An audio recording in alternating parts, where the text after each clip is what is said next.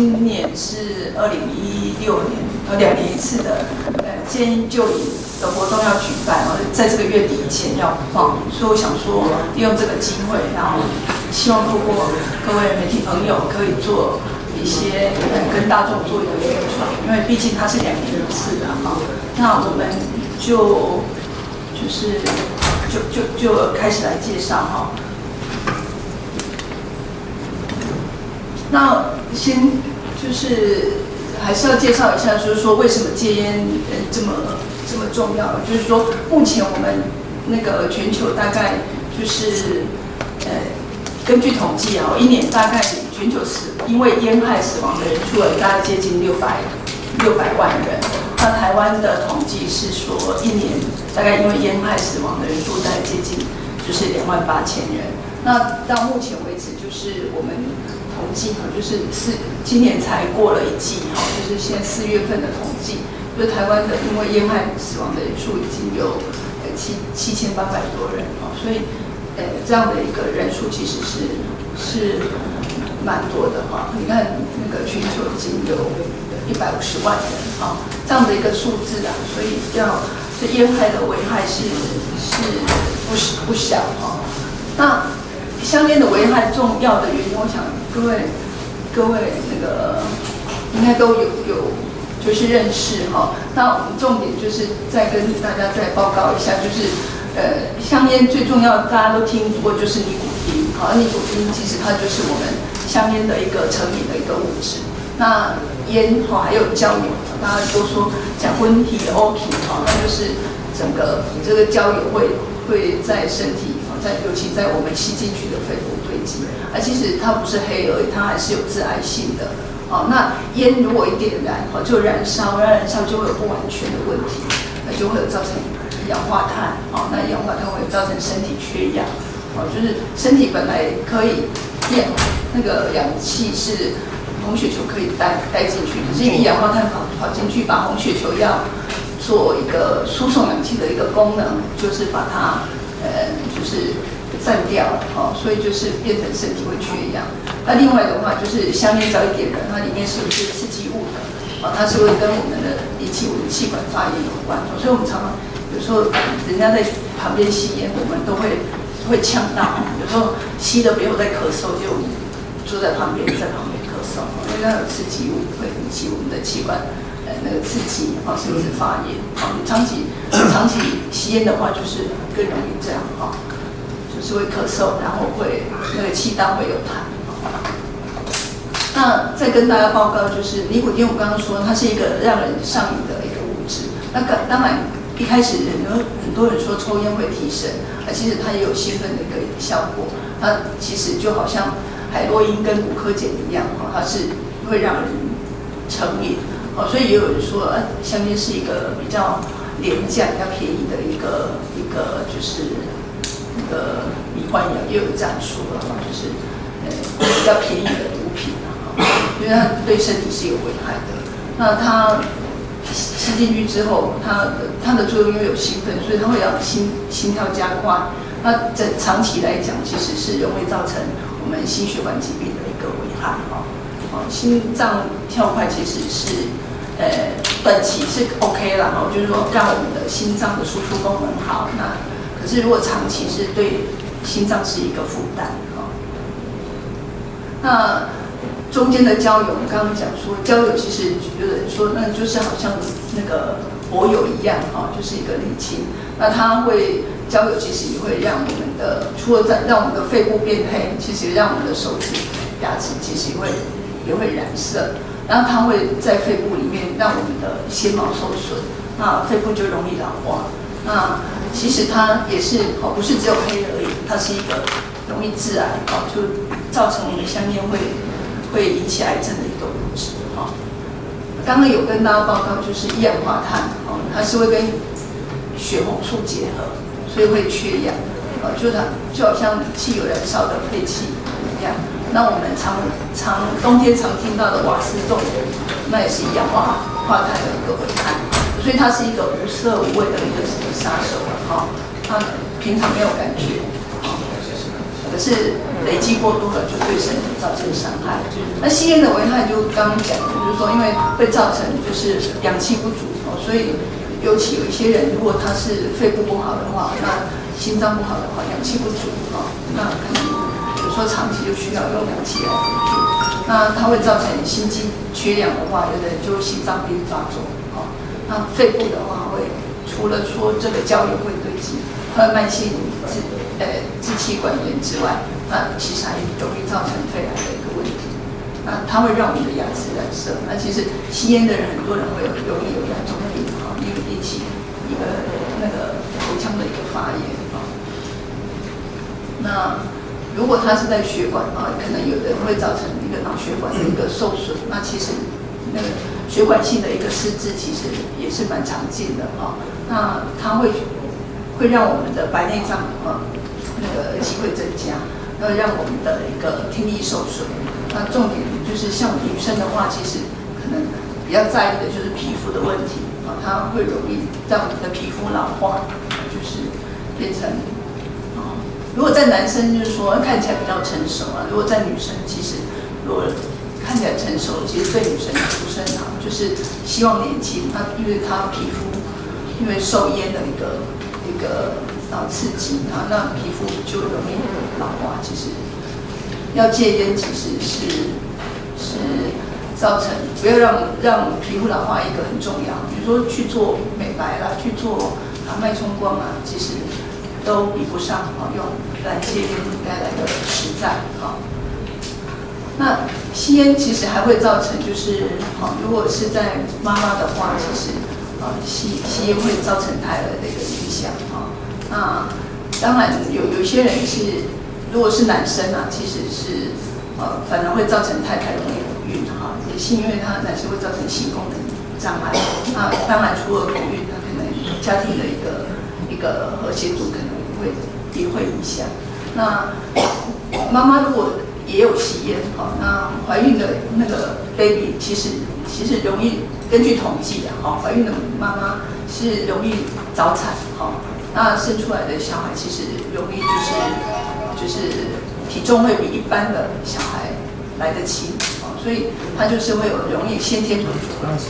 会长得比别人差那其实对于一个就是爸妈来讲，其实小孩如果一开始就输在起跑点，其实也是不好的也不是我们希望见到。当然，很怕的是说更容易流产，那连小孩其实都不好的也有那吸烟还会造成肺部的，刚刚讲就是说那个从这个图片来看那肺气肿会造成慢性阻塞性肺疾病。那肺气肿就是这个肺泡容易找一些那个长成泡泡那肺的功能其实是会影响那比较严重的有肺癌的问题这个除了功能不好，其实还有可能就是会造成生命的一个危险那癌症的话不止肺其实像我们口腔进去那吸烟进去的一个这个气道也会有容易有鼻咽癌那喉癌，那还有这个口腔癌。如果他还有吃槟榔或喝酒的话就是又三个一起来就是又抽烟又喝酒又吃槟榔的话，其实他的口腔癌就是一般人的123倍123，这个是很好记。那这个口腔癌其实是蛮严重的如果口腔有那种长期那个就不容易愈合的一个溃疡，那其实就要小心那所以长期吸烟的话，对健康的影响，除了癌症之外，其实也有慢性疾病。我刚刚从头提到尾，就是有脑中风的危险，造成血管性的一个脑部伤害。其实有的人就容易失智那眼睛的话，白内障严重，甚至会失明。它会牙龈发炎那会在我们的那个心脏造成主动脉容易破裂，那这个冠状动脉的一个心脏病那肺部容易发炎，容易造成一个那个气喘慢性支气管炎，那在血管会造成血管硬化。那如果是他是在他的那个，尤其男生，就是在他的阴茎的部分，可能会造成那个性功能下降，那当然相对的生育力也下降，那会造成骨质的一个流失，所以容易骨折。那癌症的部分，其实一般都以为是只有肺癌、口腔癌，其实头颈癌啊、血癌啊、肾脏癌、胃癌、胰脏癌、大肠癌、膀胱癌跟女生很常见的一个子宫颈癌，有吸烟其实都是容易造成这样的一个危害。所以吸烟对身体的危害是全身性的、全面性的。所以吸烟除了对身体危害之外，我们来看一下，就是说根据研究，就是说如果抽一根烟，大概会减少7分钟的寿命。那如果一天抽1包烟的话，大概算起来一天就减少了140分钟，那一天就少了2个小时，那1年会少了51000多分钟。这样算起来，就是说你1年会少了大概35天。所以算起来就是说，有吸烟的人，那1年只有跟别人比啊，人家1年有12个月，可是我们1年算起来只有11个月，所以相对的，就是那个寿命会比较短，所以人家说，饭后1根烟，快乐似神仙嘛。其实，有的人说，其实是早点去做先的哈。所以，这句是我们同事讲的，我觉得他讲的还蛮有理的哈，所以想说跟大家分享一下。那所以其实点烟就好像在点这个炸弹一样，这个就是随时它有可能就是在倒数的哈。那根据统计就是说，瘾君子大概平均来讲，一天抽1包烟的，那大概他的平均寿命大概就是比一般人少了13到14年。所以我们说大家的那个平均余命大概都有70几岁。如果一般瘾君子的话，大概都是大概60岁这样。所以大概应该可以从周遭的一个朋友可以得到一些讯息。那所以我们如果正向思考的话，就是说只要少抽1根烟，其实就可以多活7分钟。那就是尽量的话，想抽烟就稍忍一下所以今天要跟大家分享，就是说，戒烟到底有什么好处？可以除了刚刚讲的一堆坏处，那戒烟，有人说，我年纪大了，我干嘛还要戒烟？那我也只剩这个兴趣的。其实是只要戒烟，身体其实都会有感觉，随时你应该都会感觉到它的好处。只要那个戒烟，停止吸烟，20分钟，我们的心跳、血压都可以恢复正常。那停止吸烟，1天下来8个小时，你可能可以，我们的血液中的一个尼古丁跟一氧化碳都可以减少。那氧气，我觉得一氧化碳少了，氧气就会够了，就可以恢复正常。那再来的话，就是我们的一氧化碳可以排掉，那你的痰，你的烟品，开始也可以排出来。那2天之后，旁边的人可能就有感觉，你没有烟味了，那其实没有烟味，我们自己也会有感觉，吃东西也会觉得，没有闻的，不会只有烟味，就会闻到东西的一个香味，就是东西的色香味就可以出来。那这个时候肺功能就可以改善。那戒烟，大概3个礼拜，你可能就会感觉血液循环进步，3个月可能肺功能可以改善。所以很多人戒烟之后，他说，他去运动场本来跑步会跑出人家的，那现在跑个10来圈，其实都不会感觉喘，爬楼梯也可以改善那戒1年，心脏病发作机会减少，所以戒烟10年，肺癌发生的机会减半。那戒烟15年，那就跟以前没有抽过烟一样，对心脏病发作的机会是一样。所以其实不管什么时候戒，对身体都有好处。当然越早戒，你身体的一个好处可以感受更多。那怎么戒？很多人说，那我不要抽烟，就好了，其实也不是不可以，可是不抽总会有一些感觉哈，会有一些烟瘾来。那我们就是可以提供一些小小的技巧哈，就是可以如果想抽烟的时候，可以做深呼吸，就是慢慢把气吸起来，慢慢把气再吐出去，大概1分钟，大概可以做大概6下，所以这样慢慢吸，慢慢吐，我们大概做个15次，那可以把烟瘾，稍微可以把它度过哈。那有的人说这样不行，我还是会想抽烟怎么办？那可以再试试看，喝个大杯的开水，润口，然后也可以减少我们想抽烟的一个欲望哈。那有的人说，还是会想抽烟怎么办？那就可以做一些起来动一动，做一些伸展操，或者是原地跳跃，动一动，也可以让我们身体的消除疲劳哈。那可能也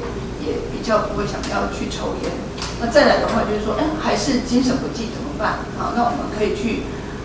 洗个脸，好，或者刷个牙，让自己神清气爽。这个时候精神会过来，好，就是可能回过来之后，你神清气爽就不会想抽烟嘛，哈。那个烟味毕竟还是不好，那这样可以循环哦，然后减少这个吸烟的一个情况哈。可是有些人不是这样做一做就可以改善了，所以我们跟大家介绍就是说有尼古丁成瘾的这个问题，就是因为吸烟会造成一个那个习惯嘛，那习惯其实日积月累会上瘾哦。那这个成瘾度就是要做一个评估，我们是不是可以借着不吸烟，那就可以度过，就是可以熬得过那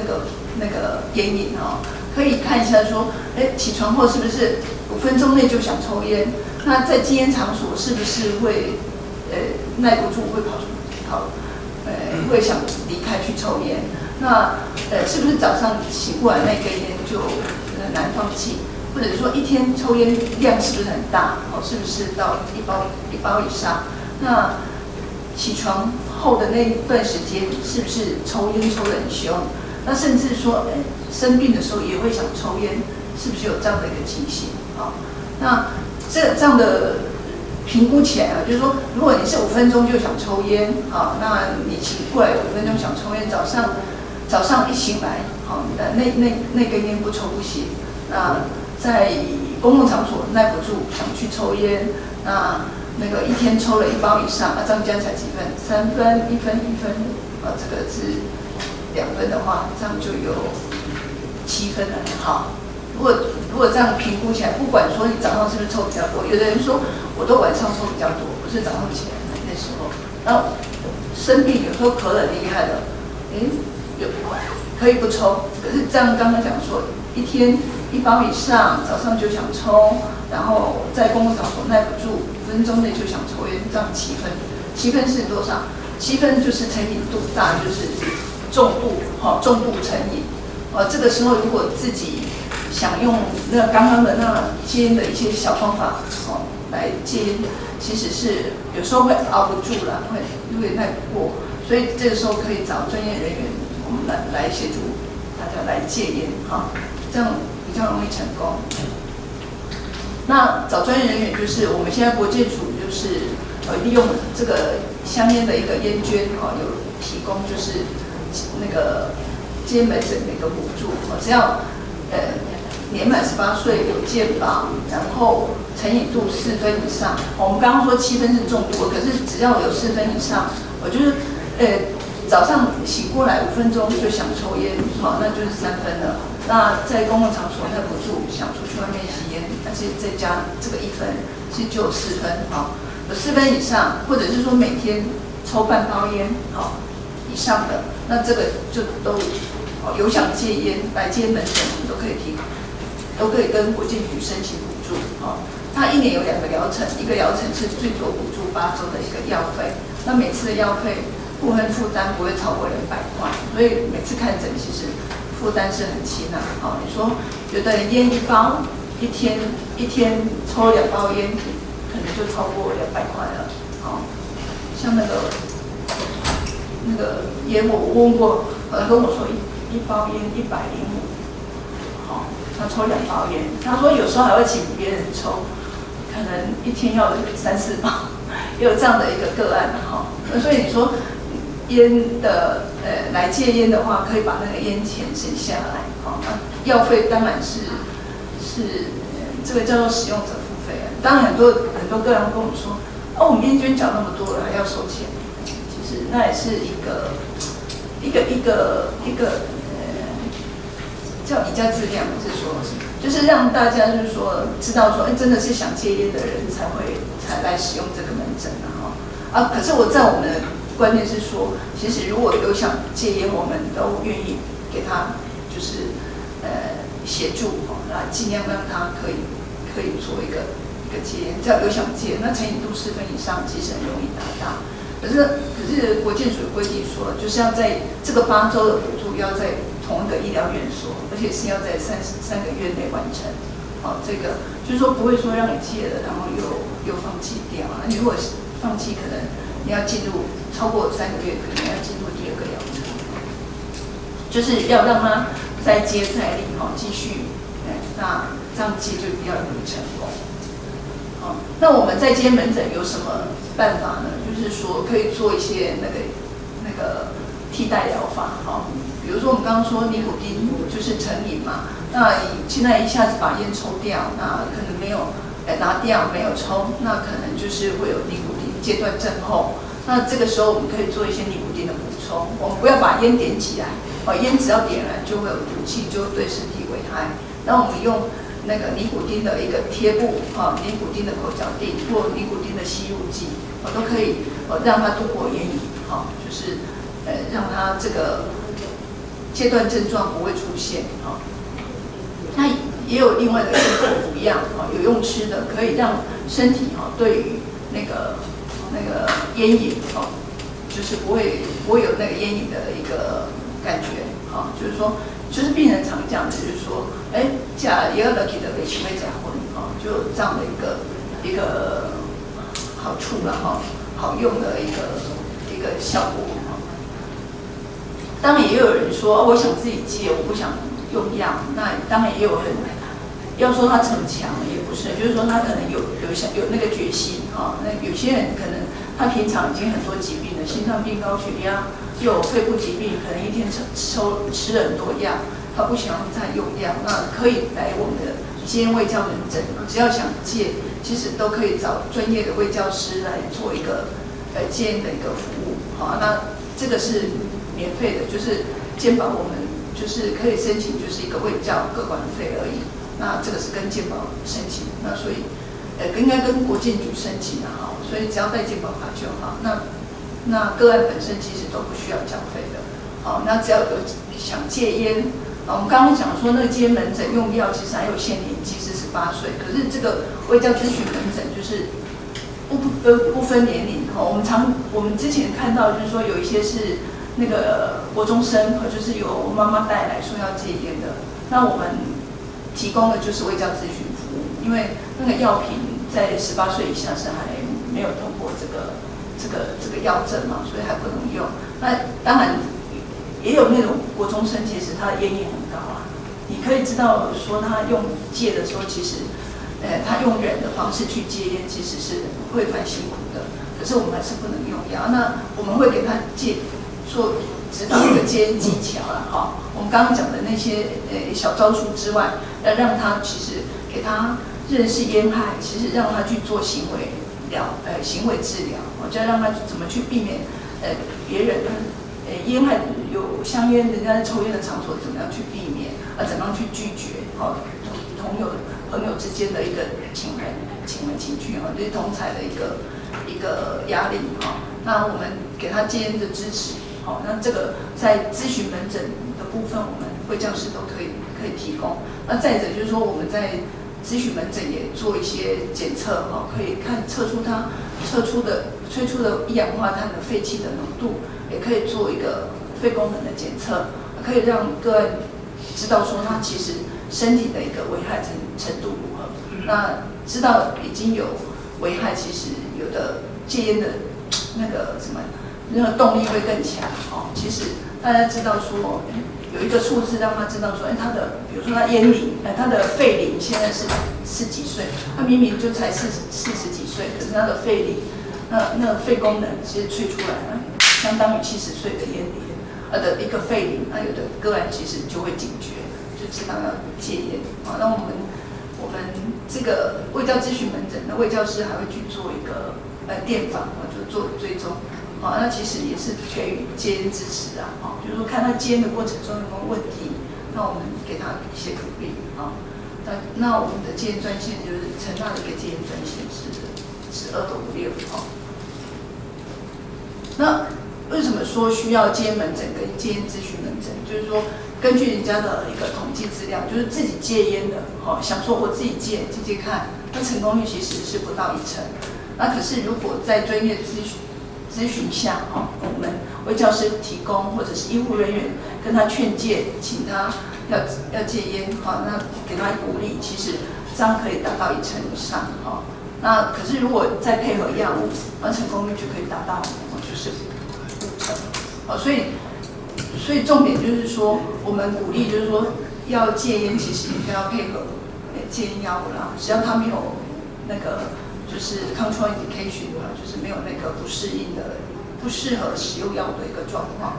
那不过建议就是说要定期回诊追踪，有追踪有做一些可以了解他用药的情况。有的人用了有不舒服，那其实药物有很多选择，他可以找出适合他的来给他使用，